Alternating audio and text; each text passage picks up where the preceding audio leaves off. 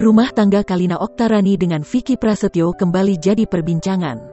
Sebab, Kalina menyebutkan jika dirinya saat ini tengah sendiri.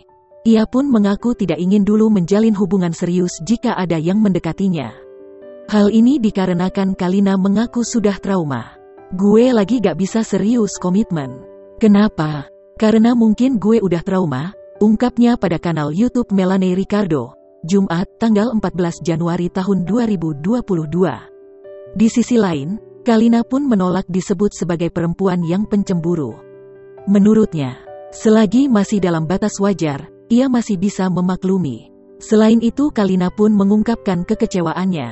Tanpa menyebutkan nama, Kalina menyebut satu video dan foto yang langsung membuatnya kecewa.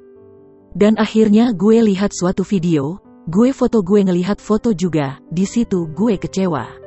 Karena gue percaya dan menyambut datang ke rumah gue, I don't have to tell name. Gue ngerasa ditampar, kata Kalina menambahkan. Kalina mengaku jika saat ini ia sudah lebih kuat. Sehingga kisah di atas, tidak lagi membuat dirinya sedih. Karena menurut gue itu sudah menjadi bagian dari masa lalu gue, dan gue bisa setegar sekarang karena itu, pungkasnya.